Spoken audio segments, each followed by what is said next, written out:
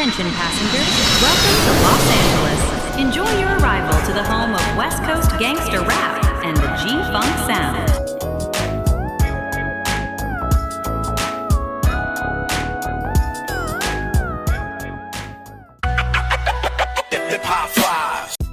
While the East Coast was developing introspective lyricism and the boom-bap sound, the West Coast was moving to a completely different rhythm. Los Angeles, Oakland, and Compton shaped a hip-hop culture that was raw, more direct, and visually powerful. The social reality of the West was harsh. Police brutality, street gangs, and the feeling of marginalization created an environment where hip-hop became a reflection of real life, balance between protest and survival. Before N.W.A shook the world, there was Ice-T. In the mid-1980s, Ice-T released the track 6 in the Morning, a song that didn't glorify the streets but exposed them. For the first time, rap music described police chases, crime, and survival in Los Angeles with cold realism. There was no fantasy, no radio-friendly image, just the harsh truth of inner-city life. Ice-T was heavily inspired by Schoolie D from Philadelphia, whose dark, street-focused lyrics on tracks like PSK, What Does It Mean? Helped shape Ice-T's own approach to gangsta rap. He also drew influence from Iceberg Slim, the controversial street author whose books exposed the realities of pimp culture and life on the margins of society. Gangsta rap was born not in a studio fantasy, but in real streets with real consequences. Then came N.W.A. In 1988, 5 young men from Compton, Eazy-E, Dr. Dre, Ice Cube, MC Ren, and DJ Yella, changed hip-hop forever with one album, Straight Outta Compton. Where Ice-T opened the door, N.W.A kicked it down. Their music was louder, angrier, more dangerous. They spoke directly about police brutality, gang life, and racial injustice, without filters. Songs like The Police turned rap into rebellion. Eazy-E embodied the raw energy of the streets. His voice, his attitude, and his image became symbols of a generation where being real mattered more than being polished. Through Ruthless Records, he helped launch new artists and shape the West Coast scene in the early 1990s. MC Ren was the quiet force behind much of N.W.A's lyrics. His dark tone and uncompromising delivery added depth and danger to the group's sound, helping define N.W.A's hardcore edge.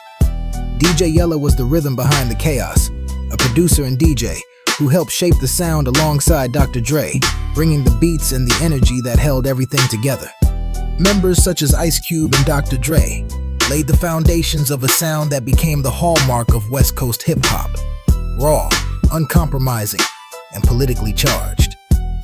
While Dr. Dre emerged as the key sonic architect behind the movement, Ice Cube carried its ideological weight. After leaving N.W.A, Cube's solo work, especially America's Most Wanted, fused sharp social critique with aggressive delivery, establishing him as the West Coast's most powerful political voice.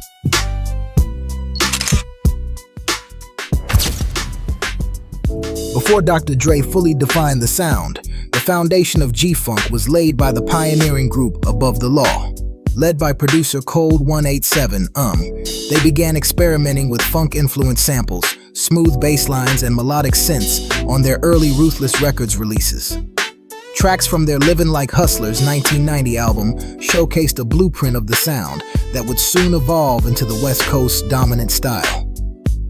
Cold 187's production style heavily inspired the direction G-Funk would later take, setting the stage for what Dr. Dre would refine and popularize. But it was Dr. Dre who transformed that foundation into a global movement.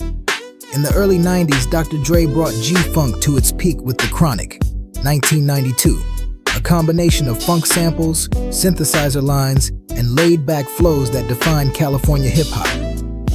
Alongside Dr. Dre, Warren G played a key role in shaping G-Funk.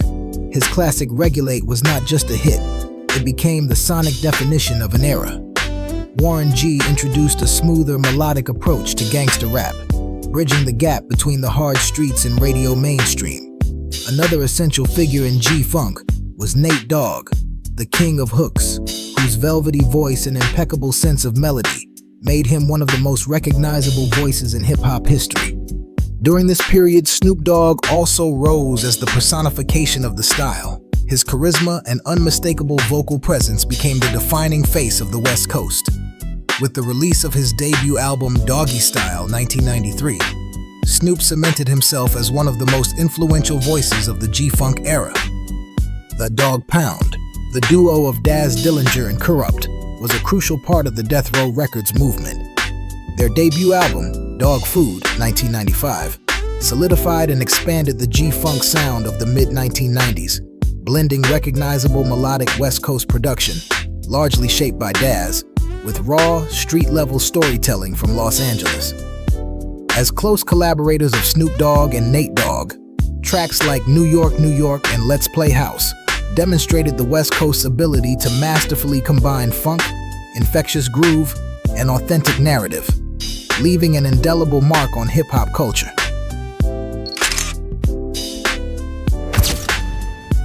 West Coast hip-hop fostered a strong sense of community and territorial identity. The streets of Los Angeles and Compton inspired countless tracks where local pride often outweighed commercial success. Tupac Shakur, though born in New York, emerged as one of the defining voices of the West Coast through his work in Los Angeles. His lyrics blended social critique, introspective reflections, and passionate calls for justice, resonating deeply with millions of listeners. Albums like Tupacalypse Now, Me Against the World, and All Eyes on Me showcase his evolution from raw social commentary to introspective storytelling and the commercial heights of G-Funk. Alongside other key figures like Dr. Dre, Snoop Dogg, and Ice Cube, Tupac helped shape the sound and spirit of West Coast hip-hop. The East Coast versus West Coast rivalry escalated in the mid-1990s, evolving into more than just a musical dispute. It became a cultural phenomenon. Key figures included the Notorious B.I.G. and Tupac Shakur, along with their respective labels, Bad Boy Records and Death Row Records, frequently in the media spotlight. While the rivalry is often remembered through the lens of violence and tragedy, the murders of Tupac and Biggie, it also reflected deeper differences in artistic expression, rhythm, and cultural identity. The rise of West Coast hip-hop was deeply shaped by its environment. While the East Coast emphasized lyrical complexity in jazz or soul-influenced beats, the West developed a sound that was instantly recognizable, rhythmic, funky, and direct. This created a natural contrast between the two coasts. The East challenged the mind, while the West hit the heart.